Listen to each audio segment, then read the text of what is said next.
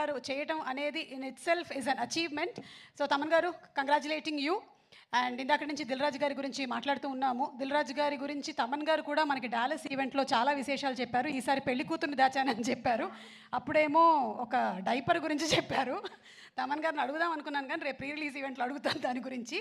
And సినిమాని అమితంగా ప్రేమించేటువంటి మనిషి, ఫిల్మ్ ఇండస్ట్రీకి శ్రేయోభిలాషి మన దిల్ రాజు గారు. అండ్ అలాగే శిరీష్ గారిని వేదిక మీదకి రావాల్సిందిగా రిక్వెస్ట్ చేస్తున్నాము. The producers of game changer. ఇంత స్కేల్లో ఉండేటువంటి ఒక సినిమాని అందించడం అనేది సామాన్యమైనటువంటి విషయం కాదు.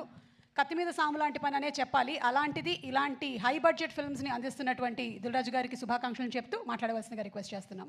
అందరికి నమస్కారం. ముందుగా ఒక తమిళ్ సినిమాని పాన్ ఇండియా సినిమా చేసిన శంకర్ గారికి, ఒక తెలుగు సినిమాని ఇప్పుడు గ్లోబల్ సినిమా చేసిన రాజమౌళి గారికి ఫిలిం ఇండస్ట్రీ తరఫున బిగ్ కృతజ్ఞతలు సార్. ఎందుకంటే మాకు ఒక పాత్ చూపిస్తున్నారు. శంకర్ గారు మొదలుపెట్టారు, ఇప్పుడు రాజమౌళి గారు కూడా గ్లోబల్ వరకు తీసుకెళ్ళి మాలాంటి ఎంతోమందికి ఇలా సినిమా తీస్తే ఎక్కడి వరకు తీసుకెళ్ళొచ్చని ఒక ధైర్యాన్ని ఇచ్చిన మీ ఇద్దరికి thank you very much. And game changer already మొన్న యుఎస్లో మాట్లాడాను, మళ్ళీ 4th చాలా దాచుకోవాలి. సో ఈరోజు ఓన్లీ ట్రైలర్. సో శంకర్ గారి విజన్ ఒక్కొక్క స్టెప్గా చూపిస్తూ వెళ్తున్నాం.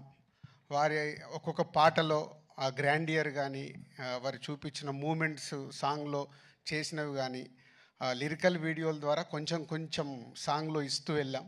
ఒక టీజర్ ఇచ్చాం, ఈరోజు ఒక ట్రైలర్ వరకు వచ్చాం. సో ఇది ఇంకా నా లెక్కన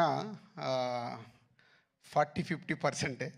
సో చాలా దాచిపెట్టి శంకర్ గారు 10th రోజు అందరికీ చూపించబోతున్నారు.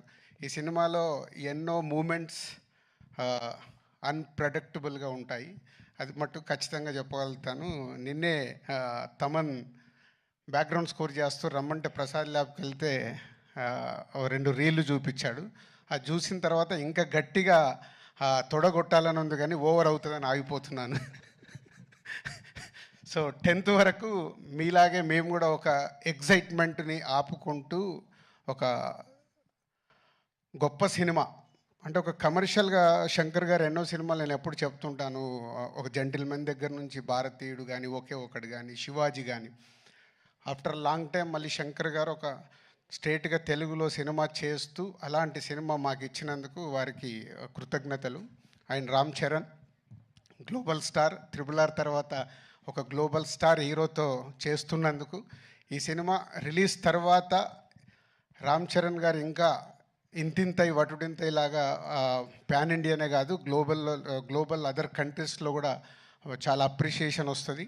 సో మా పెట్టిన డబ్బులు తిరిగి లాభాలతో వస్తుందని వెయిటింగ్లో ఉన్నాము ఈ సంక్రాంతికి. Thank you very much.